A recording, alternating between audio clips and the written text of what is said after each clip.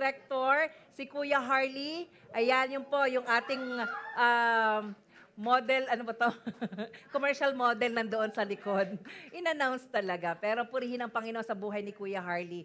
Yan, pwede na po kayo mag-register. That's August 13 and 14. 14 and 15. Sorry po.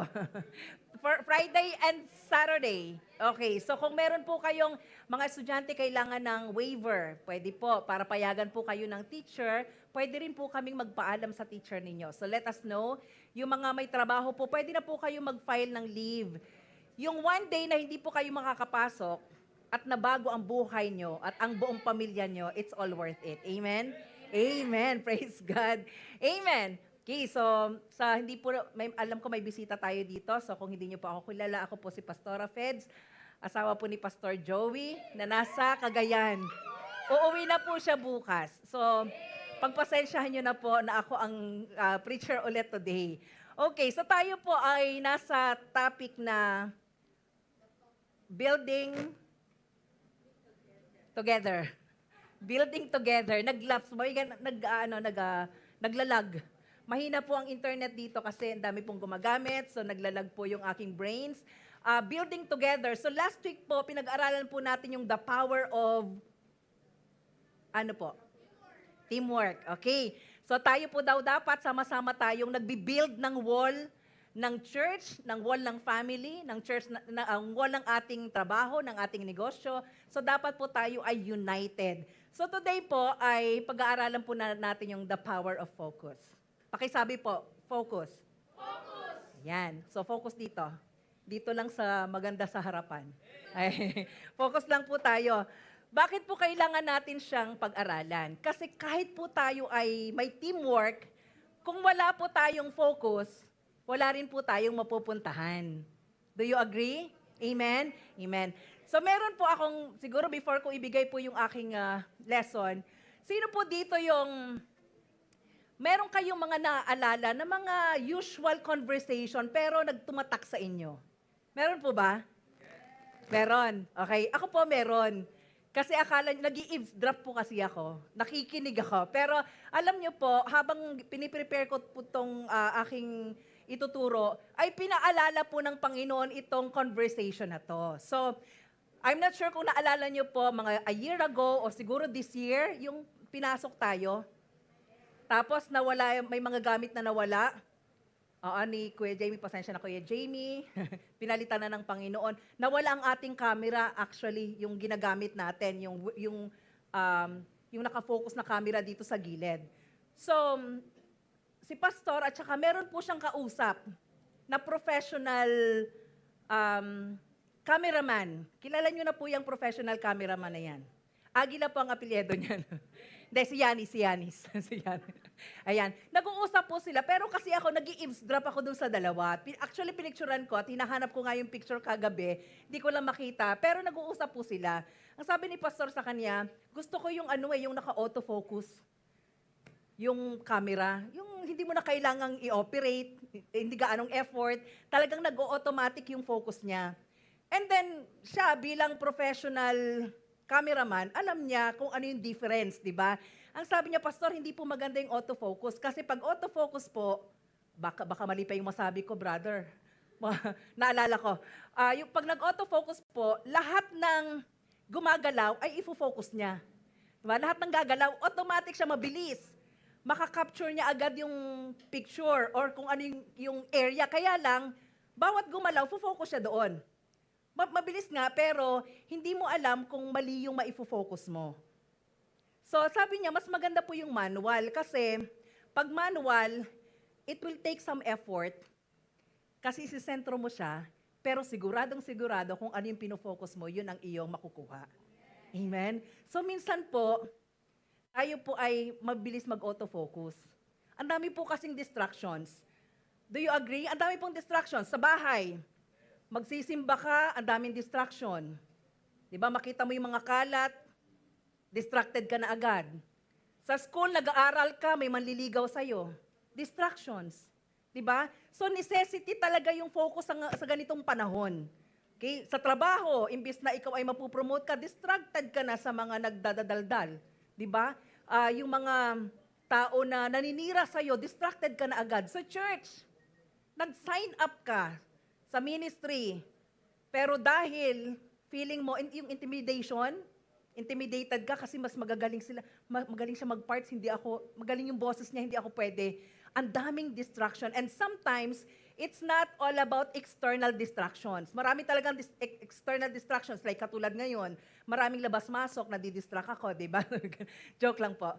Pwede po naman kayong mag-CR. Ganun. Pero ang pinakang mahirap pong distraction, yung internal.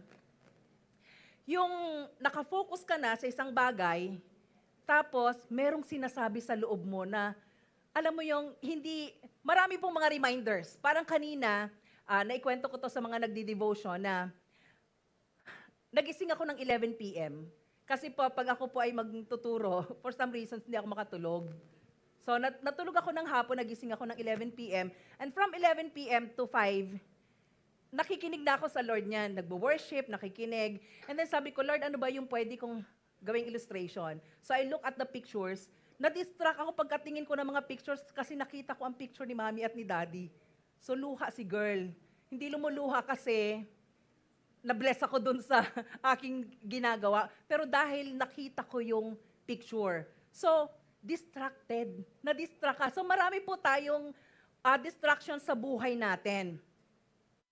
And, ang sabi dito, a focused individual stand out in their career, builds meaningful relationship, and creates a life of purpose and accomplishment. Kapag ikaw daw ay focus sa isang bagay, you create quality life.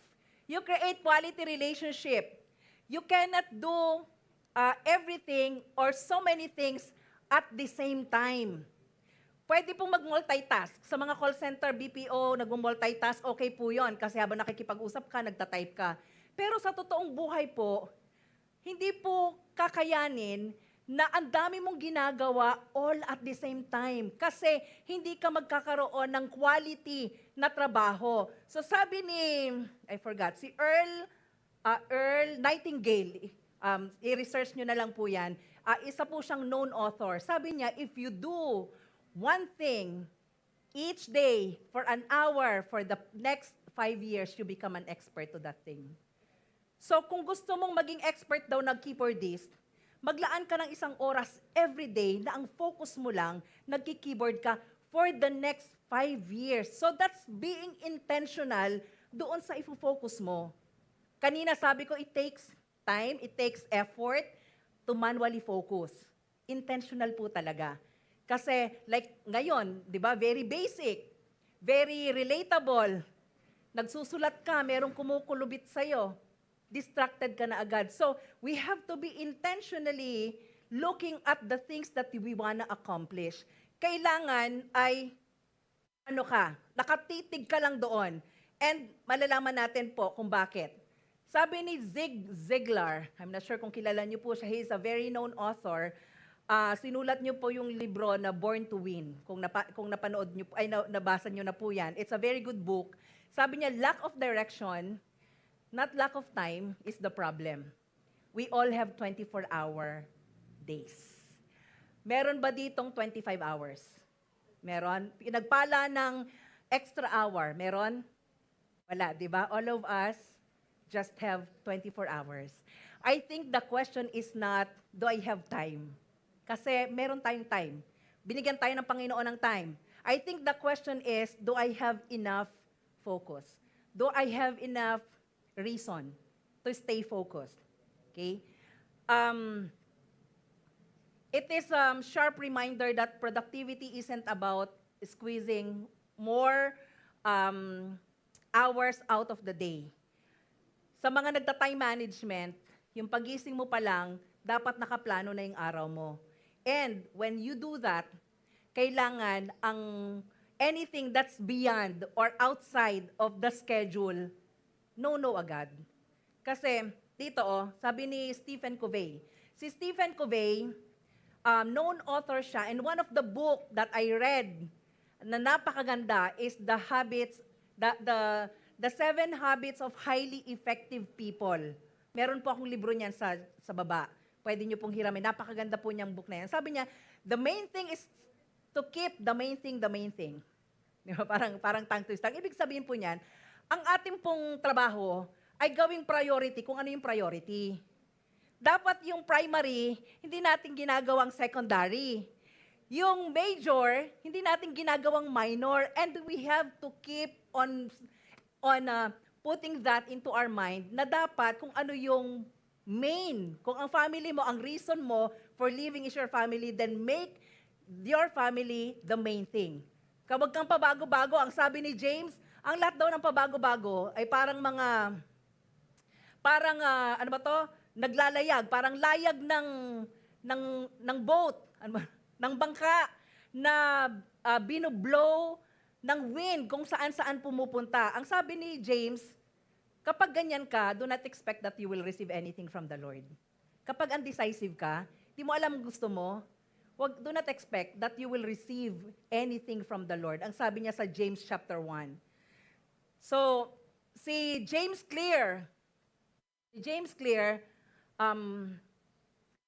meron siyang very known book na sinulat, Atomic Habits. Hindi ko alam kung nabasa nyo yan, pero yan po ay available online at saka sa ebook, napakaganda po yan. Sabi niya, focus is the art of knowing what to ignore. Bakit? When you have a goal, you can say no to what doesn't matter. And you can say yes to what matters in your life. Learn how to say no. Pwede pong mag-no para makapag-yes ka dun sa mga bagay na importante sa buhay. Ano ba ang dapat nino-no natin? Mga barkadahan lang na wala ka namang mabibenefit kundi gulo. 'Di ba? Imbes na mag-encounter ka, mag-i-stay ka sa bahay. O kaya mamamasyal. So, dapat wini-weigh po natin kung alin po ang importante at kung alin ang hindi. And kapag hindi po natin yan ginawa, people will violate your boundaries. May mga tao talaga violator ng boundary. Alam mo yon? So ikaw, you are so focused and you are so decided na mag-encounter, pero itong taong to, nag-aya ng staycation. Diba? At lagi po nating tatandaan, the enemy will not offer second best. Kapag meron siyang alam na best, bibigyan kanya ng the best. Bibigyan kanya ng beautiful in the eyes. Kasi wala namang temptation na hindi maganda. Di ba pag temptation maganda talaga? Para ikaw ay matempt. So, pero ano ba ang focus mo? Are you focusing on your spiritual growth? Or are you focusing on your friendships? Kasi tandaan po natin, when we focus on God, lahat po ng relationship natin aayusin ng Panginoon. All these things will be added unto you, ang sabi ng Lord. Let's not forget about it. And syempre si Apostle Paul sa Philippians 3:13, sabi niya, I focus on this one thing, forgetting the past and looking to what lies ahead. Sa ibang version po, ang nakalagay niyan, I forget what's behind me. And I'm focusing on what's ahead. Kasi yung behind, wala na akong magagawa. Yung future, pwede ko pang gawa ng paraan at pwede ko pang ayusin ngayon. So sa family na nagkagulo-gulo ng buhay in the past, wag na po nating balikan. Forget what's behind. Kalimutan po natin yon. Leave the past behind. Focus on the future. Forget what is behind. Don't let your past sins and your hurts and your pains distract you from your victory. So dapat daily, ito po ang tip ko sa inyong lahat at sinabi narinig ko kanina habang ako'y nagdi-devotion, practice daily forgiveness and release. Diba? Practice daily forgiveness and release. You make decision today. I am releasing that person. I am releasing myself. Kasi ang pinakamahirap pong patawarin yung sarili. Alam mo yung regret, napakahirap po nun. Yung napatawad ka na ng Diyos, pero ikaw hindi mo kayang patawarin ang sarili mo sa ginawa mong palpak. So practice every day to say, I am forgiving myself. Kasi if you will not forgive yourself, you cannot forgive other people. Amen? Kaya yung mga nasaktan, nananakit din po yan. Kaya kapag nasaktan ka lang isang tao, balikan mo, ugatin mo, baka nasaktan itong taong ito in the past. Kasi hurt people Di ba? Nananakit talaga yan because yun lang ang kaya niyang ibigay. You cannot give anything that you do not have. You cannot give something you do not have. Di ba? Kung pagmamahal ang nasa puso mo, ang sabi ng Biblia, out of the abundance of your heart, it comes out. Di ba? The mouth speaks. So ganun din po yon. Ganun din po ang principle nun. Kung may pagmamahal ka sa puso mo, you can always love other people no matter what they have done to you. Amen? Can we give the Lord the best clap naman? Ayan. Amen. Hallelujah. Si King Solomon, ang sabi niya, look straight ahead and fix your eyes on what lies before you. Si King Solomon po, favorite ko pong hari yan kasi napakatalino niya. Ang sabi niya, you gaze straight ahead. Huwag kang magdidetour. Huwag kang magdidetour, huwag kang magsiswerve. Kasi yung mga nagsiswerve sa mga drivers dyan, napapahamak. Di ba? Nababangga. Yung swerving nahuhuli. Kaya ang sabi ni Solomon, you look straight ahead. Huwag kang lilingon sa kanan at sa kaliwa. Okay? Kapag ang destination mo ay nakikita mo na, kasi parang si Moses, ang sabi ng Lord, hindi ka makakarating sa promised land. Tingnan mo na lang yung promised land. So, tanaw na ni Moses yung promised land. So, anong gagawin niya? Tiningnan niya lang yung promised land at hindi na niya binalikan kung ano yung ginawa niyang palpak, kung bakit hindi siya nakarating sa promised land. Sometimes ganun po tayo, no? Yung kaya kung hindi ko lang ginawa yan 'di ba? Ang dami nating sana, kaya. Alam niyo po, every day is a learning experience. Wala pong failure. Learning experience lang po. Either you win or you learn. Amen? So wag po nating pahirapan ang ating mga sarili. Ang focus po, based dyan, kailangan daw intentional tayo kasi sabi, you look straight ahead. Hindi sinabi dyan, the Lord will let you look straight ahead. Ikaw po ang titingin talaga. May mga distractions sa gilid. Diba? Sa ministry na lang po, napakarami pong distractions. Diba? Ang dami po naming napagdaanan ni Pastor ng mga distractions sa buhay. Pero isa lang po yung naitanim ko sa puso ko. Kapag ang Diyos ang nang-iwan sa amin, then goodbye na ang life namin, ang ministry. As long as the Lord is with us, we will continue the ministry that the Lord has entrusted to us. Amen? Ganon din po sana tayo, no? Okay, so tayo po ay, introduction pa lang po yun. Okay? Tayo po ay magbabasa at ang topic po natin ay nasa Book of Nehemiah. So, yung Book of Nehemiah sa chapter 3, it's all about teamwork. So, di ba, kanya-kanya sila ng place, kanya-kanya na sila ng part of the wall that they have to build. So, kanya-kanya sila ng toka, kumbaga. So, dito sa chapter 4, eto na. Eto na po yung gawaan. Gumagawa na po sila dito. At dito po, kailangan ng matinding focus. Because meron pong mga mangyayari sa kanila dyan. So, pwede po ba nating basahin? Ito medyo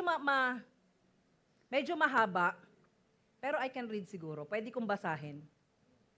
Magja-jump lang po tayo from one verse to another kasi yung buong chapter po, 23 verses. Pero hindi ko siya mabawasan. Alam mo yon, alam niyo ba yung pag meron kayong isang bagay na ayaw niyong mabawasan kasi lahat importante, wala kang maitapon, 'di ba? All the verses are important. Sabi niya, Sanballat heard, si Sanballat po ay na-mention sa chapter 1 at saka sa 2. Siya po ay governor ng Samaria. Naalala nyo, Jerusalem, Samaria, Judea, magkakalapit po yan. So si Sanballat po ay governor. At ito ay intimidated kay Nehemiah kasi hindi natin alam, baka gusto niya maging governor din ng Judah. Usually ganyan po ang mga tao, di ba? Kapag intimidated, gagawa ng paraan yan para ma-distracted ka. Amen? Kaya expect niyo po may mga ganyan. Sanballat heard that we were building the wall. It's Nehemiah saying this. He was very angry and upset. He laughed at the Jews. Bakit ba siya galit? Nagbi-build lang naman ng wall. Bakit siya nagagalit? Di ba? Sabi dito, galit na galit siya at tinawanan pa niya ang mga Hudyo. His officers and Samaria's army were with him. Okay, parang ganito yung scene. nagbi-build kayo dyan, nandito kami. Ako si Sanballat, yung mga officers ko, at saka yung army ko nandito katabi ko. At minamak namin ang mga Hudyo. He said to them, those Jews have great ideas, but they are weak. Ang magagaling naman kaya lang mahina. How will they ever repair the wall? Will they give sacrifice to their God? Will that help them repair the wall in one day? They will never build anything from the heap of the stones that fire has destroyed. Ang sabi niya, kaya ba nilang i-build yan ng isang araw? Pwede ba nilang gamitin yung mga bato na nasunog na? 'Di ba? Matatalino pero mahina Ang sabi ni Sanballat, habang sila ay nagbi-build, imaginein mo na habang may ginagawa ka, habang tumutugtog ka kasi nag-volunteer ka sa worship team. Tapos yung congregation nagsasabing, ang pangit naman, di nga nakatono yung gitara. 'Di ba? Habang ikay tumutugtog, mas magaling yung iba. Ganon ang naririnig mo. Ganon ang naririnig ng mga Israelita. Sa verse 3, sabi niya, Tobiah, the Ammonite was with him. Isa pa to. Sul-sul to Ammonite ito. Katabi din nilang bayan yan. And he said, the wall that the Jews are trying to build is very weak. Even if a little fox climbed up on it, the stones would all fall down again. Ang sabi niya, kahit yung asong gubat, pag umakyat dyan, babagsak yan. So very weak yung kanilang binibuild. Pag pinicture mo sa mind mo, parang sarap sipain, no? Yung hirap na hirap ka, nagdadala ka ng bato, nagbi-build ka, hindi na muna man trabaho. Remember, ang mga nagtatrabaho, they are not even builders. Naalala nyo ba? Mga ano sila, perfumers, goldsmith, yun yung kanyang mga trabaho nila, priest. So hindi talaga sila well-equipped pagdating sa building. Tapos, ang dami pang mga chiwari-wari-wap sa gilid. Alam mo yun? Natawa siya. Alam mo yun, ang daming ano mo tawag dito? Yung mga destroyer, yung taga-discourage. Ito pa, si Tobiah, di ba? Okay, pakibasa to. And so I prayed. 1, 2, 3, go.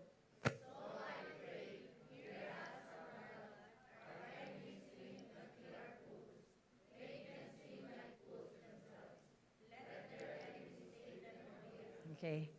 So, anong response? And so I pray. So, mamaya pag-uusapan po natin yan. Do not forgive their sins, sabi ni Nehemiah. Yung inis na siya, hindi naman niya ma-curse. Actually, hindi naman to curse. Parang nagsusumbong lang siya sa Lord. Do not forgive their sins. Do not say they are not guilty. They have insulted us when we are trying to build. Parang bata si Nehemiah na pumunta sa tatay, inaaway ako ng mga bata. Di ba may gano'n? Tatay, binubuli ako. Parang si Nehemiah gano'n. Pero hindi siya gumanti Sabi niya, and so I prayed. Di ba? The people worked hard because they wanted to build the wall. As a result, the wall around the city soon became half as high as the old wall. Sa verse 6 yan. Bilisan na natin kasi pag-uusapan naman natin yan. Sanballat, Tobiah, the Arab people, the Ammonite, and the people who came from Ashdod, all heard that the work was continuing. So kahit pala sila ay dinidiscourage, tuloy-tuloy pa, ay lalong nagalit. Sabi niya, they could see that we were repairing the wall, so they were very angry. Kanina ang sabi lang, they were angry. Di ba? Ay hindi natinag. Asartalo, nakita niyo gano'n? Asartalo, they were very angry kasi tinutuloy hindi na discouraged. They met together to decide what they should do. They decided to attack Jerusalem so that there would be trouble. O di ba nagpapasaway itong dalawa? Hindi nila makuha sa santong dasalan. Hindi nila makuha sa chismisan. Ang gagawin nila, sasalakayin nila ang Jerusalem para ma-stop ang building of the wall. So we continued to pray. Okay, ulit, basahin ulit natin. 1, 2, 3, go. Pray.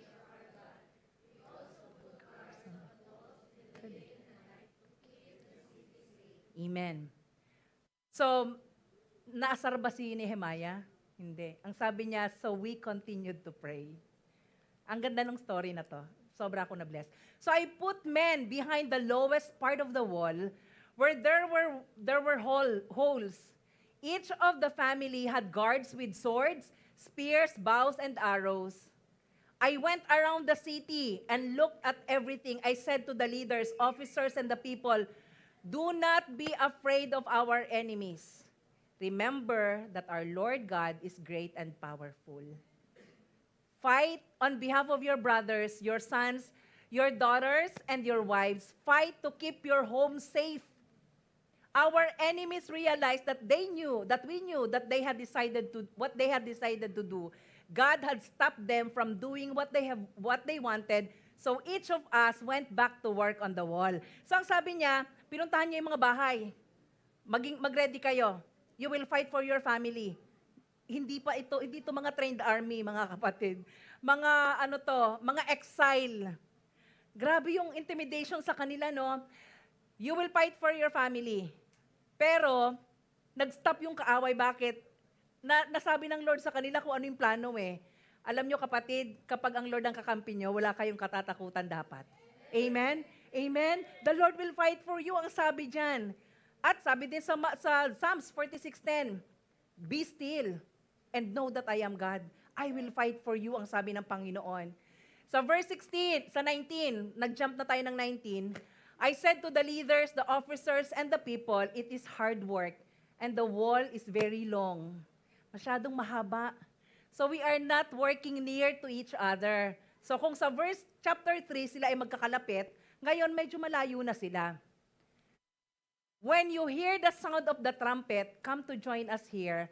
Our Lord will fight on our behalf. We continued to work every day from dawn until it became dark. Half of the men helped spears to be our guards. I said to the people, everybody must stay in Jerusalem it's night, together with those who are helping them. Then they can be our guards to keep us safe and at night. During each day, they can do the work. I did not take my clothes off at nighttime, and neither did any of my friends.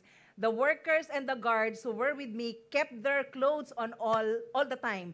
Everyone carried his own weapon, whatever he was doing. So, to make the long story short, inassign niya, sinabihan niya yung mga Israelita, you have to be ready and fight for your family.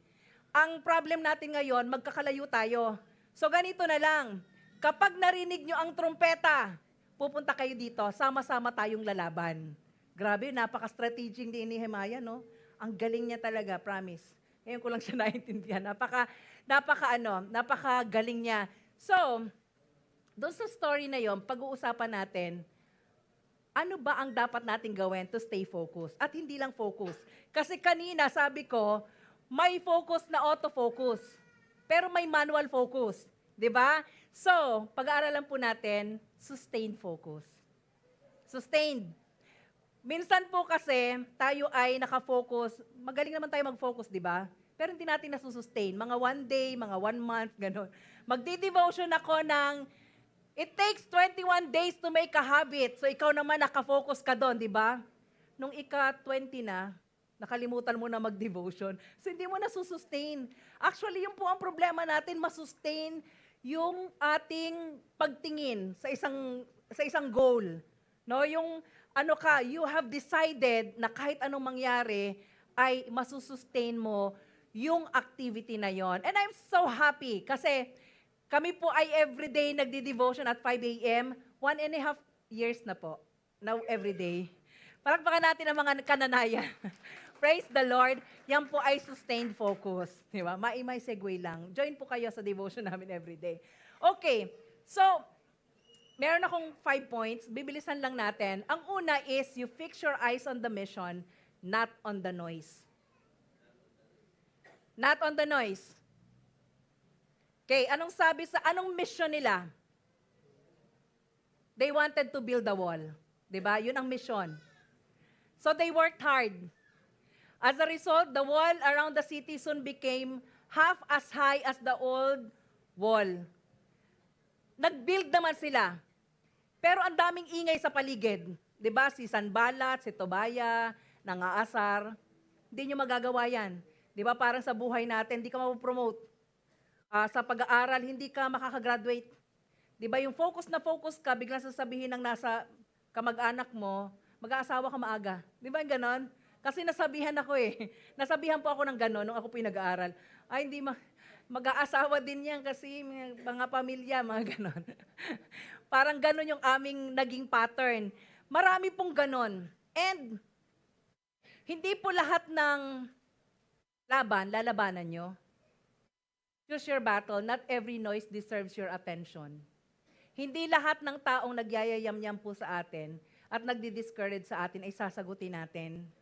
Hindi lahat po ng nagko-comments at nag-angry emoticons sa ating mga post ay pag-uusapan po natin at papag-explainan po natin. Nakakapagod po yon. Okay? Dapat po tayo ay mission over distractions. Yung noise that we're talking about here represents criticism, yung fear, temptation. So dapat ang mission natin kung ano yung purpose ng Lord. Ano ba ang mission mo? Bakit ka nandito? Anong mission? 'Di ba para umayos yung buhay mo sa harapan ng Panginoon? O sa bakit nang aaway tayo ng paligid? 'Di ba? Yung may narinig ka dito, pagpapaliwanagan mo. Sasamaan mo ng loob. So kaya sabi ko kanina, make it a habit to practice daily to release. Forgive your debtors. Di ba? Patawarin niyo po ang mga tao sa paligid niyo. Kapag ikaw ay runner, meron po ba kayong nakitang runner na tumatakbo? Oh, sa race, di ba? Tumatakbo. Tapos, merong nagsasabing, yung damit mo, hindi bagay sa'yo, titigil ba siya? Tapos magpapaliwanag, oy, mahal to. Nagaganon ba? Wala naman, di ba? Kailangan tuloy-tuloy siya at nakatingin lang siya sa finish line. Dapat nakatingin lang po doon. Yung mga distractions po, ay ang goal po niyan ay hindi ka makarating sa finish line. Kaya if you want to achieve something and you want to be successful, dapat intentional ka na mandedma.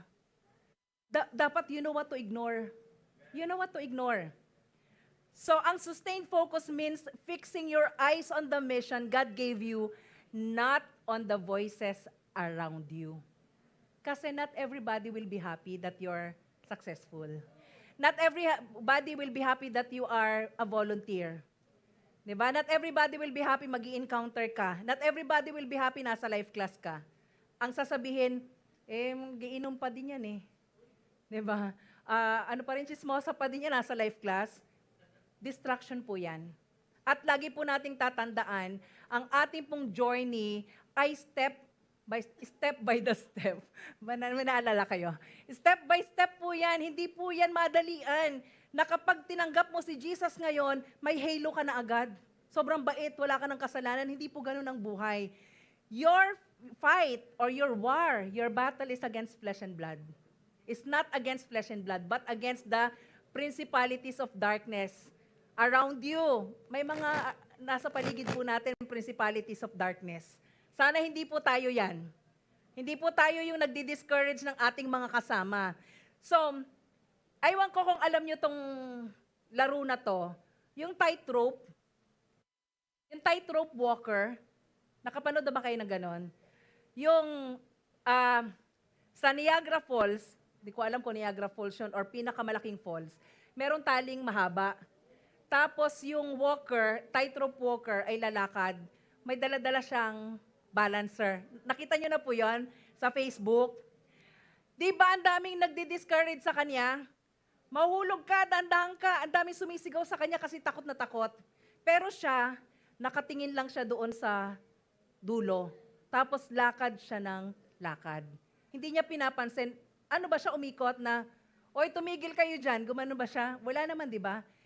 That person was so focused, kaya nakarating siya sa finish line. So, ganun din po sa buhay natin. Hindi lahat ng voices around us ay worth ng ating attention. Hindi po natin kailangang gawin yon. Okay, mabilis sabi ko, di ba? Pangalawa, anong una?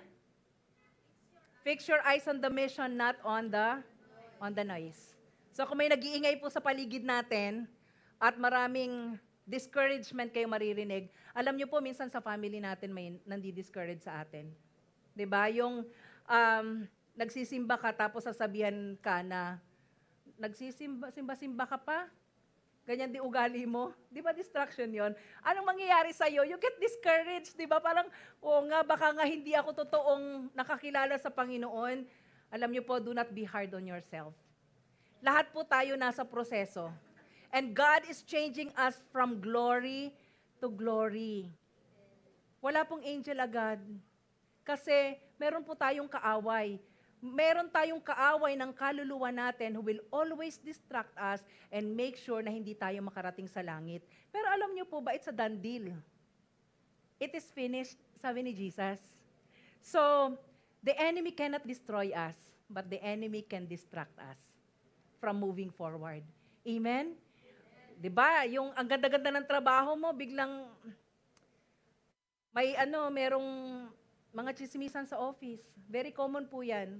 So hindi po kayo nag-iisa. At marami din po ako na-experience niyan, pero ako ay chill kasi alam ko meron silang pinagdadaanan. Alam mo 'yon? So isipin mo na lang, siguro may pinagdadaanan 'tong mga 'to. 'Di ba? At tayo po ang mag-connect bilang mga ambassadors of Christ. Meron po bang ambassadors of Christ dito? Meron? Amen? So, ibig sabihin, you represent Jesus. You represent Jesus in your school. You represent Jesus in your workplace. So, kung may nang babash dyan sa inyong trabaho, hindi mo kailangang away-awayin. Be kind. Be kind to the people around you. Number 2, connect with God, pray. Ano po ang una nating ginagawa kapag tayo ay may problema? In a perfect world, pray, di ba? Pero ano talaga ginagawa natin kapag meron tayong discouragement? Iyak. Iyak, di ba? Self-pity. Merong pity party. Kasama niyo yung mga demonyo doon, nagpi-pity party kayo. Kawawa naman ako. Di ba ganyan yung ating reaction? Pero alam niyo ba anong sabi ni Nehemiah? So I prayed. I prayed. Ang unang-una niyang ginawa, prayed. And the more na lumalakas ang kalaban, they continue to pray. So ang first line of defense natin palagi, panalangin. Amen? Kahit na anong sakit pa yung naramdaman nyo, hindi justifiable yan para tayo po ay manghina at tayo po ay mang-away at tayo po ay ma-stress. Ang unang-una mong gagawin, manalangin. So, meron pong may mga moment po sa atin na yung tahimik ka. Meron ba kayong moment na gano'n? Yung tahimik ka, tapos ayaw mo lang na may kausap, not because you are upset, but because you wanted to align your heart sa Lord. Alam mo yung nagpipray ka, meron ka kasing pinagdadaanan, and that's a good habit. Yung hindi ka nagdadaldal, at hindi mo pinag-e-explainan lahat. Siguro kung si Nehemiah ay nag-explain kay Tobiah at saka kay Sanballat, hindi natapos yung wall. 'Di ba? Kasi hindi niya maasikaso yung mga tao. Hindi siya makakapunta sa mga bahay para i-warn sila. Kasi ang gagawin niya, laban ng laban ng laban. Nakakapagod po yun. So fix your eyes on God. You pray. Mag-pray po tayo, ipanalangin niyo po. Alam mo yung simple prayer na, Lord, hindi ko talaga to kaya eh. Di ba yung Lord, ang sakit talaga ng sinabi niya, pero nagtitiwala ako sa'yo. Huwag mo namang ipanalangin, Lord, patayin mo na nga itong taong to. Huwag naman ganon. Di ba? Hindi kayo didinggin ng Panginoon kapag ganyan lang ating prayer. So, connect with God. Call on Him. Okay? Ang pinakang unang-una niyong gagawin, whatever it is, may problema, may challenges, may mga pagsubok, may sakit ng loob, may narinig, ang gagawin ay pray. Habang tumatagal, habang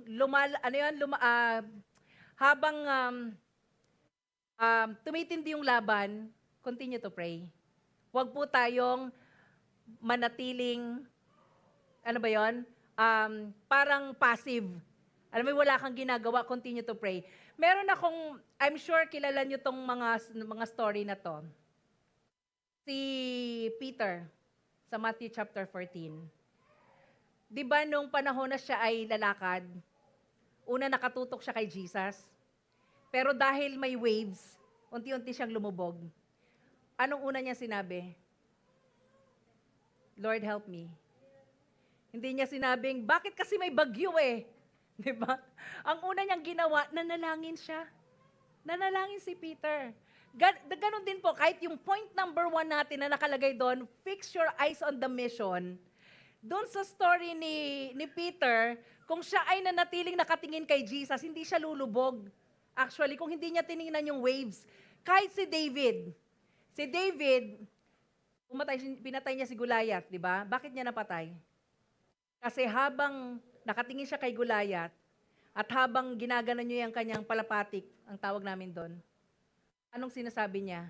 In the name of our God. He prayed. Kasi malaki yung kalaban niya eh.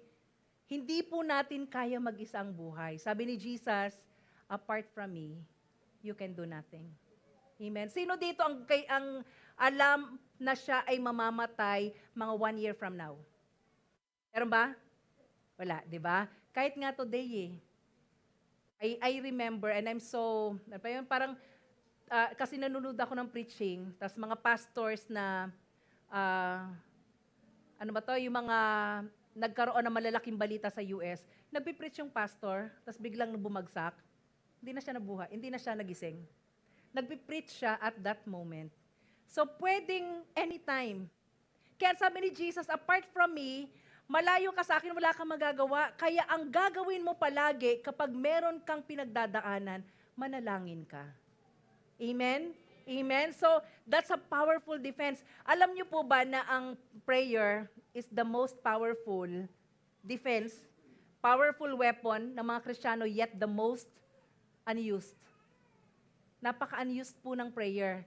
Kasi, ang tendency po natin palagi, pag may problema sa finances, salita ng finances. Walang pera, pautang. Di ba ganyan agad? Instead of saying, Lord, hindi pa enough, but I know that you will provide. Di ba? Kaya ang demonyo tuwan-tuwa sa atin. Sinasagot ang panalangin natin. Who among you believe that the enemy can answer our prayers? Amen? Any negative words that you say is a prayer to the enemy. But when you declare the word of God, it's a prayer to God. So mamimili ka lang palagi. Parang sabi ni Moses sa Deuteronomy, sabi niya, inilalatag ko sa inyo ang pagpapala at ang sumpa. Then choose. Mamimili lang po kayo. Will you obey or disobey? When you obey, then blessings will follow. When you disobey, then curse will be there. So tayo po ang may kakayanang mamili sa buhay natin. Yun ang maganda sa Panginoon, di ba? Meron tayong kakayanan, meron tayong free will. Hindi katulad ng mga angels, they are creation, beautiful creation ng Lord. Pero wala silang free will. Tayo lang po ang meron. So use your free will ng sa tama. Okay? Declare the word of God in your life. So he continued to pray. I went around the city, ang sabi niya, and then he declared, do not be afraid of our enemies. Sana po pag merong mga taong natatakot, hindi po natin lalong tinatakot. Sana po kung may taong may pinagdadaanan, hindi po natin lalong binabagsak. No, you encourage that person. Pag may family na may pinagdadaanan, wag po nating i-bash. Or wag in other term, wag po nating pag-usapan. Okay? Wag nating ibagsak sila. Si Nehemiah, anong ginawa niya? Do not be afraid. Our God is great. And He is powerful. Sinong naniniwala dito, God is great? Amen? And He's powerful. Amen? So kapag meron pong mga kaibigan nyo, may mga problema, alam mo, makapangyarihan ng Diyos. Amen? It's a perfect time for us to share the Word of God. Pray as if everything depends on God. Work as if everything depends on you. Sabay-sabay nga po tayo. 1, 2, 3, go.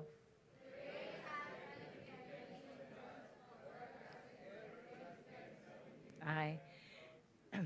So, si Nehemiah, hindi naman siya nag-pray lang. Diba? Pero ang first niyang reaction is to pray. So, mamaya pag-uusapan natin yan. Papasok ngayon ang number 3. Overcome opposition by keeping mind to work.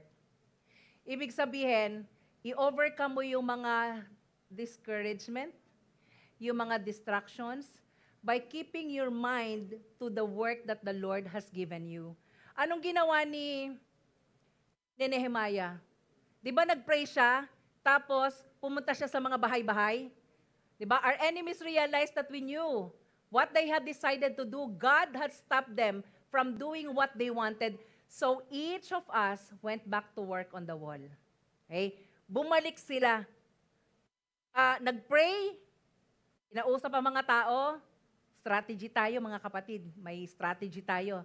Kasi sinabi ng Panginoon, may mga plano sila. And then they went back to work. Kapatid, ang pinagdadaanan, hindi po tinatambayan, sabi nga ni Pastor.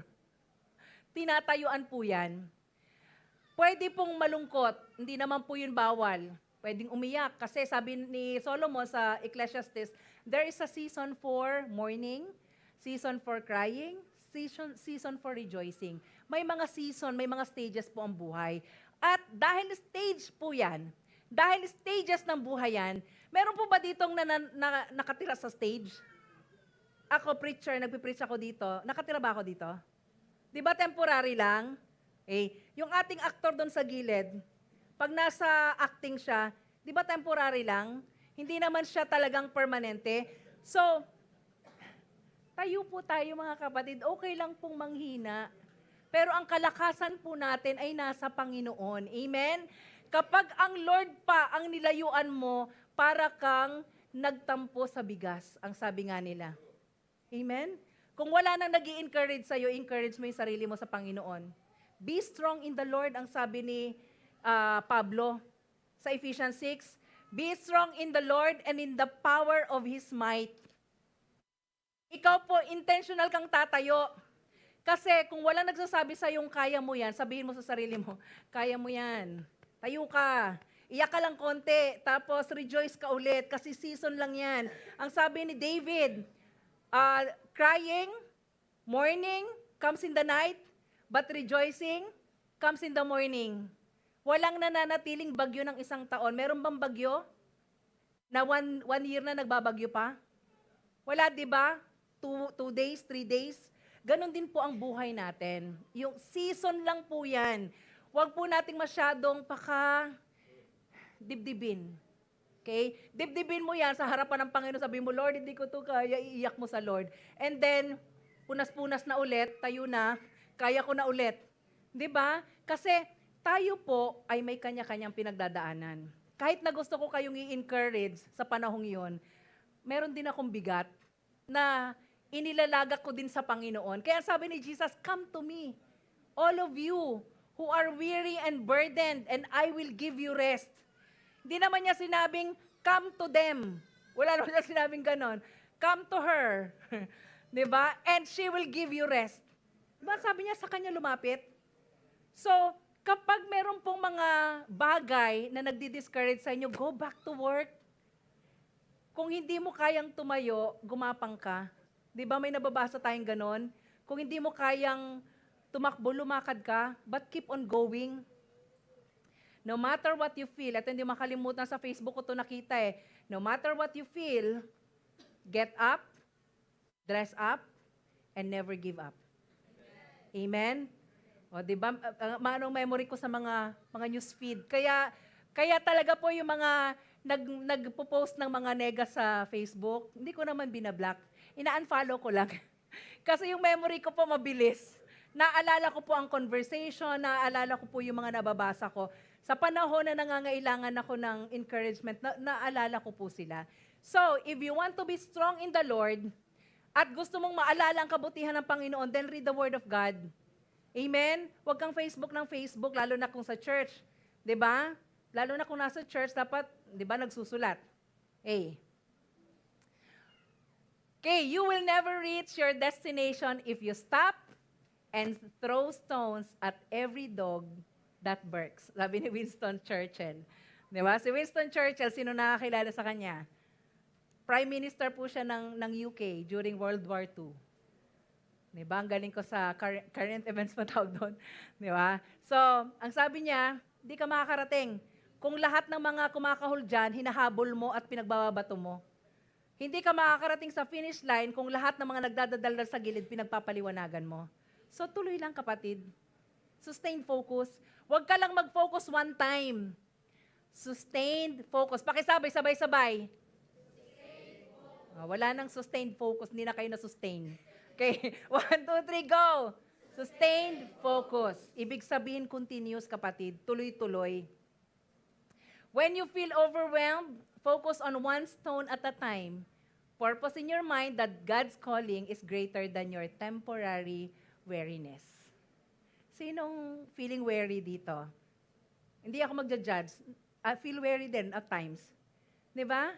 Amen, amen. Salamat sa mga naging honest. Yung iba napakatatag, napakamalakas. Yung iba talagang hindi sila nanghihina. Diba? Pero sabi po dyan, your calling is greater than your temporary weariness. Temporary lang po yan. Huwag mong tumalikod sa paglilingkod kung may problema. Di ba yung lagi sinasabi, Pastora, hindi po muna ako a-attend. May pinagdadaanan po ako. Gusto ko nang sabihin, may pinagdadaanan ka, tapos alis ka. Gusto ko nang, alam mo yun? Gusto kong sermonan ng napakahabang sermon eh. Mga 2 hours, ganyan. Pero alam niyo po, the more na may pinagdadaanan kayo at may problema kayo, meron kayo mga struggle, lalo kayong lumapit sa Panginoon. Kasi ang lakas po natin nasa Panginoon. Amen? Amen. Amen. Palakpakan nga po natin ang Lord. Amen. Hallelujah. Number 4, unite to protect the vision. Okay? So we talked about, hindi na ako magdidwell dito, we talked about teamwork. So even sa family natin, you protect your family. You protect the church. You unite. Dito ang ginawa nila, si Nehemiah ang sinabi niya, so I put men behind the lowest part of the wall, where there were holes. Each of the family had guards with swords, spears, bows, and arrows. I said to the leader, the officers, and all the people, it is hard work and the wall is very long, so we are not working near to each other. Malayo daw, magkakalayo. So gumawa siya ng paraan. Sabi niya, when you hear the sound of the trumpet, punta kayo dito because we will fight together and God will fight for us. Alam niyo po ba ang ginawa nila dyan? Meron yung kalahating tao, parang kalahati ng ACP, nagtatrabaho sa wall. Yung kalahati merong sword, tsaka spear. Ang tatapang nila, no? Pero hindi naman talaga sila trained armies, di ba? Pero dahil alam nilang lalaban ng Panginoon para sa kanila, ginawa nila yon. At ito pang ginawa nila. Yung isang kamay, nagtatrabaho. Yung isang kamay, nasa sword. Para anytime na may lumapit, patay. Di ba? So, alam mo yung lahat sila, they are united because they are protecting the mission that God has given us or given them. Sa ACP, yung mga leaders po natin dito, they are united to protect the life class students. Hindi nyo lang po alam what's happening behind closed doors. Di ba? Yung talagang we plano, anong nangyari kay ganito? May challenge ba sa devotion? We planned. Even this week, last week, may mga meeting po kami, iba-iba, admin, may tech. Akala nyo lang po, Sunday lang po kami nagkikita. Mayroon po kami mga Zoom meeting to discuss the strategy. Ganon po tayo dito sa ACP because we wanted to protect the vision that God has given us. Isolation is the enemy's strategy to easily destroy us. Do not isolate yourself. Huwag niyo pong ihiwalay yung sarili niyo. Pag may problema kayo, huwag po kayong himiwalay. Kasi tuwan-tuwa ang demonyo dyan. The devil hates a united family. He wants to destroy it as much as he can. Kapag meron ng conflict sa family, may mga nanay-tatay dito, isipin nyo agad, may demonyong gumagawa ng paraan to divide us. So let's pray. Pray tayo. Diba? Pag pray natin yan, you work as a family and unite. Isolation destroys focus. When you try to fight spiritual battles alone, you become an easy target for destruction and discouragement. So, sa buhay po nila Nehemiah, sa building ng wall, hindi po sila nag-iisa. Sama-sama po silang lumalaban. So, dito po sa ACP at sa family nyo, dapat po hindi lang tatay ang burdened. Dapat buong family, you pray together. Kasi po, when you pray, at alam ng demonyo that you are united, you have one heart, you are protecting the plan, the vision, the mission, the dreams that the Lord has placed in your heart, wala po siya magagawa. Kaya nga, ang pinakang tool niya sa atin, distractions. Distractions. So tuloy lang mga kapatid, maging persistent po tayo. Let us persevere even under pressure. You cannot maintain focus in isolation. Pag sinabi nating isolation, yung hinihiwalay niya yung sarili niya. Okay? Pansinin niyo po, yung mga tao sa church, pag humiwalay po yan, ang unang-unang sign ng pagtalikod sa Lord, isolation. Gagawin niya, lalayo muna siyang konti. Hanggang unti-unti, nandun na sa dulo. Una, nasa harapan, nasa gitna na, nasa dulo na, hanggang malapit na sa may pintuan, hindi na yan na-attend. Hanggang sa tumalikod na yan sa Panginoon. Ang unang-unang sign is isolation. So, wag niyo pong ihiwalay ang sarili niyo kasi kapag may laban kayo, sama-sama po tayo, magdadala po kami ng sword and spears. 'Di ba? Si Kuya Dre, talagang lalaban yan para sa kapatiran. Amen? So, laban po tayo. Surround yourself with believers who will sound the trumpet and stand shoulder to shoulder with you when the battle hits up. So, di ba yung pinakang huli, 22-23? Kapag tunog ng trumpeta, sama-sama tayo dito. So, when the battle is getting harder, you need someone who will blow the trumpet. Para ano? Support. Kasi ang trumpet na sinasabi dyan, if you will apply it sa spiritual, yung worship, it speaks of the voice of God. It speaks of worship. It speaks of praise. If you have someone with you, worshiping, praying, praising God with you, ay meron ka bang laban na hindi mapapagtagumpayan?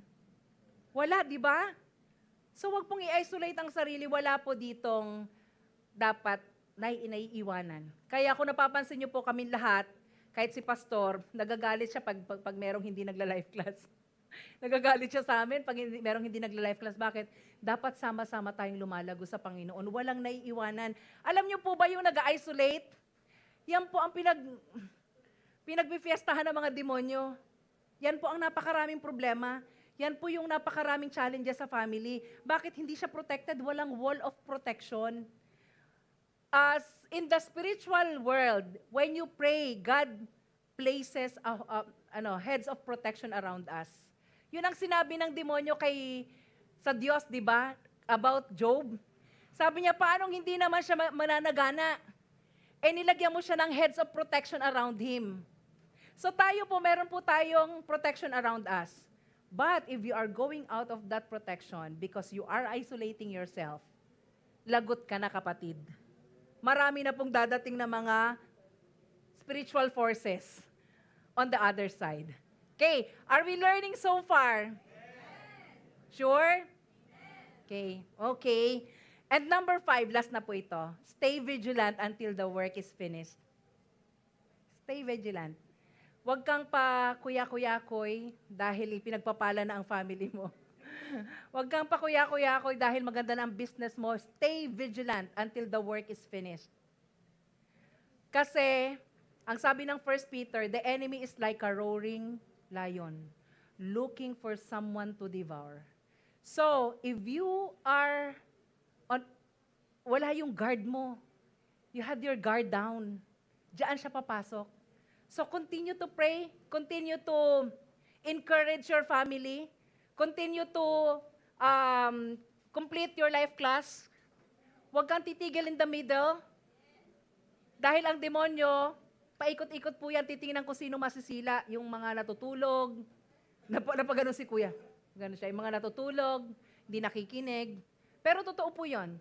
Kasi, di ba? So, stay vigilant until everything is finished. Sinabi namin to sa life class team, guys, do not put your guard down. Marami tayo sa life class, 60 plus, 64. Pero wag tayo maging kampante. Kasi nasa week 1 pa lang tayo, mga kapatid. Babantayan po natin sila kasi may mga demonyo, unti-unti, isa-isahin po yan. Iisa-isahin bibigyan ng problema yan. Ay, hindi makaka-attend yan. si may busy. May pasok bigla, nagkaroon ng pasok bigla ng linggo. Pansinin nyo ha, if you are so keen sa schemes ng demonyo, kung kailan nag-life class sa kabinigyan ng schedule ng boss. 'Di ba? Kung hindi ba naman someone is orchestrating everything, 'di ba? Pero alam niyo po, if God is with you, who can be against you? Amen? Palakpan po natin ang Panginoon. Stay vigilant. Laban po hanggang dulo, hanggang life class week 10, 60 po yan, 64 po yan, wala pong malalaglag dyan. Babantayan po namin kayo. Meron po kaming spiritual sword. Meron po kaming spears. 'Di ba? Na pag may pupuntang sambalat at saka tubaya sa inyong bahay, 'di ba? Nandyan po kami to fight for you. We are praying for all of you.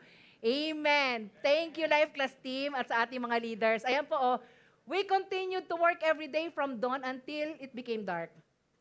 Half of the men helped spears to be our guards. I said to the people, everybody must stay in Jerusalem. It's night. Wala munang aalis. Okay? Every night, nandito tayo together with those who are helping them. Then they can be our guards to keep us safe at night. During each day, they can do the work. So, meron silang, ano ba yun doon? Rotation. Okay. Sa umaga, siya nagtatrabaho. Sa gabi, bantay. Paano kaya yun? Di ba? Parang paano kaya nangyari yun, no? Sa gabi, nagtatrabaho siya. Sa araw, nagtatrabaho, sa gabi siyang bantay. Tapos yung mga natutulog ng gabi, di ko lang magets. Pero parang ganon, di ba? Rotation. Ibig sabihin, wala pong tutulog-tulog nang walang bantay. Okay? So, yung mga nag-training po dito, wag po kayong tutulog-tulog. Kasi, ang demonyo tumatabi lang.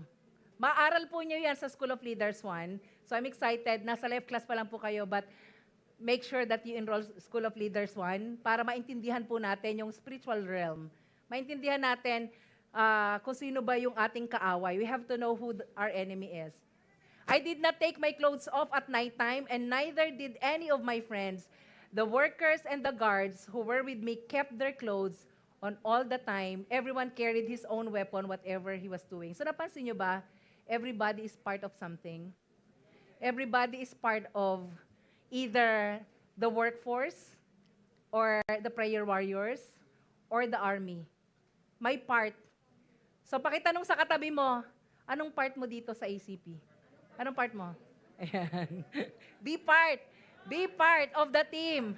Maging part po tayo. So, ito po ating wall, ating Jerusalem, I welcome po kayo to be part of the workforce. We are not going to stop just because we are tired. We will stop once we completed the mission. Worship team. 2 araw na naman tayong kakanta sa encounter. We will not stop just because we are tired. 'Di ba? Walang mapapagod.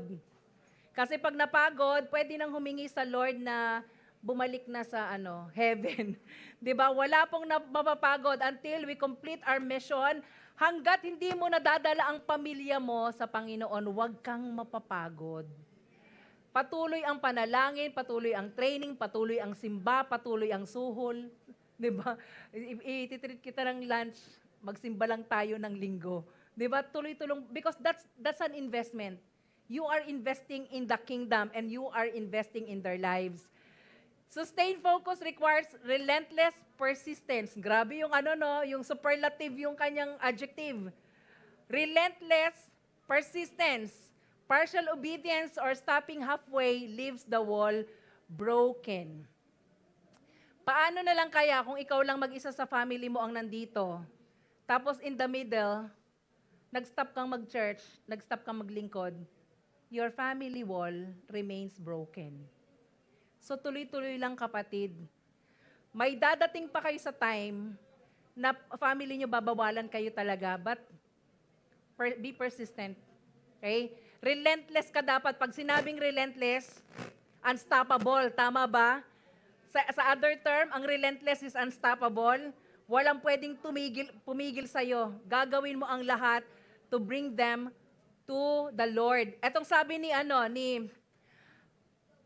Pablo, sabi niya, I have fought the good fight, I have finished the race, I have remained faithful. Tayo kaya at the end of our life, at humarap tayo sa Panginoon, sasabihin kaya ng Lord sa atin, well done my good and faithful servant. Pagharap kaya natin, yun kaya sasabihin ng Lord. Ang sabi ni Pablo, I have fought a good fight.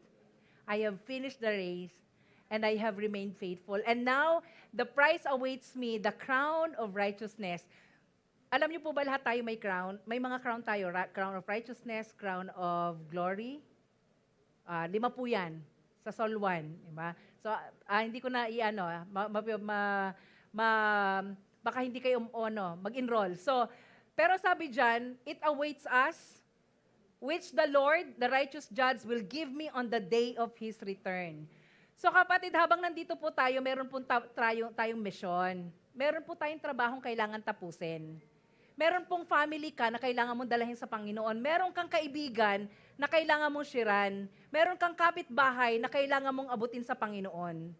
At pagkatapos mo niyan at pagharap mo sa Panginoon, ang sabi diyan, the prize awaits me. Sinong gusto dito ng regalo at premyo galing sa Lord? Amen? Nako, yun lang po ang mahalaga dito sa mundong ito. Alam niyo po, ang may eternal value, yung ginagawa mo para sa Panginoon. Amen? Praise God. Palakpakan nga po natin, malapit na ako matapos. And the prize is not just for me, but for all who eagerly look forward to His appearing. Rewards are not for those who are part of the race. It's not for those who are part of the race. It's actually intended for those who finish the race. Amen? Sino po dito ang gustong matapos ang laban? Tapusin hanggang finish line. Amen? O huwag kayong aalis sa life class. Kailangan tapusin nyo hanggang dulo. Okay? Finish the race. Okay? Finish what God called you to start. Don't step down off the wall for temporary relief when eternal fruit is at stake. Meron po tayong pinaglalaban. Meron po tayong pinapangalagaan at mga kaluluwa po yon. Okay? Marami pong namamatay ng walang Diyos sa puso. And people are going to hell. Kapag hindi po natin tinapos ang mission natin, habang nandito po tayo sa lupa, marami po ang mapapahamak. Okay, to all who are victorious, sino victorious? Kaway-kaway ang mga victorious. Amen? Who obey me to the very end. To them, I will give authority over all the nations. Grabe yung pangako ng Panginoon. And, dito na ako magtatapos, actually. Balikan lang natin yung focus. Sabi kanina, para daw masustain mo yung focus mo, fix your eyes on the mission, not on the noise. Overcome opposition by keeping mind to work. Tuloy-tuloy lang, ibig sabihin. Connect with God, pray. Unite to protect your vision, your mission, your goal, and stay vigilant until the work is finished. Wala pong give up. Wala pong malalaglag, wala pong manghihina, wala pong tatalikod sa Panginoon. And kagabi, I was thinking of a better illustration para dito. So habang ako'y nagme-meditate, kasi sabi ko nga kanina, 11 p.m. gising na ako, nagtatanong ako sa Lord, ano ba magandang illustration? So naisip ko, eagle, kasi magaling sila sa focus yung eagles. Hindi ako natutuwa, parang hindi siya maganda. Farmer, kasi ang farmer, they wait, di ba? Tapos marami ako mga pinagsusulat na pwedeng illustration. Pero alam nyo ba, the Lord reminded me that the perfect illustration for sustained focus is Jesus. Amen? Ang sabi po ng, palakpakan po natin ang Panginoon. Ang sabi po ng John 3:17, Jesus came to save the world and not to condemn us. So alam ni Jesus na pagbaba niya sa lupa, He will suffer. Alam niya na ang mission niya is for your salvation. Alam ni Jesus na ang mission niya ay palayain ka. So kahit siya ay nakikita niya yung cross, naalala niyo yung sinabi ni Jesus, sabi niya, Father, kung pwede lang, pwede ba wag nang dumaan sa akin tong saro? But not my will, but yours be done. Ang sabi ng Hebrews 12:2, look unto Jesus, the author and perfecter of your faith, who for the cross that is set before him, endured the cross. Na-endure na Jesus yung cross because while he is looking at the cross, he has you in his mind. Alam niya na yung kanyang pagkakapako ay magiging dahilan ng iyong kaligtasan. Amen. Jesus was rejected. Di ba na-reject si Jesus? Na-reject siya, inabandon siya, binitray siya, pinahirapan siya. Pero ano yung nag-sustain sa focus niya? Yung habang nasa cross siya, ang nasa isip niya, pangalan mo. Na in 2026, si Precious will need me and will come to know me. Amen? Ang focus ni Jesus para sa salvation mo, ang kailangan mong gawin is to focus on Jesus. Amen? Kahit na ano pong pagsubok, mga kapatid, can we just stand up? Tayo po tayong lahat. Alam ko meron sa atin mga pinagdadaanan. 'Di ba? Meron po tayong mga, Lord, ano ba talaga yung gagawin ko? 'Di ba? Ang sabi ng Biblia, tingin ka lang kay Jesus. Huwag kang tumingin sa katabi mo. So ngayon, huwag kayong tumingin sa katabi nyo. Just focus your eyes and your mind on Jesus. Kasi kung ano yung naranasan mo ngayon, Jesus experienced it. Si Jesus, bumaba siya hindi lang para iligtas ka, kundi para i-model kung anong dapat mong gawin at namamuhay dito sa mundo. Jesus was rejected. Amen? Amen. So you will be rejected. Pinakita ni Jesus kung paano niya gagawin yon. Jesus was abandoned. So you will be abandoned by some. Jesus was betrayed. Binitray siya, di ba? So anong ibig sabihin ng kapatid? You will also be betrayed. Ibibitray ka. Pero anong pwede mong gawin para ikaw ay manatili sa path? Ayan, so yung mga bata dito tahimik lang. Ang sabi ng Hebreo 12:2, tumingin lang daw po tayo kay Jesus. Amen? Jesus experienced everything for you. Dapat tayo yung nasa cross na yan. But while Jesus is on the cross, He was saying, it is finished. Tapos na. You can live a life of, di ba, fullness. Pwede daw tayong mabuhay ng malaya. Pwede na tayong mabuhay ng masaya. May mga pagsubok pero masaya. So balikan mo lang ang ginawa ni Jesus para sa'yo. Amen? The Lord deserve our worship today. Amen? Pwede po ba nating purihin si Jesus? Can we just sing this song? Hallelujah. Praise you, Lord.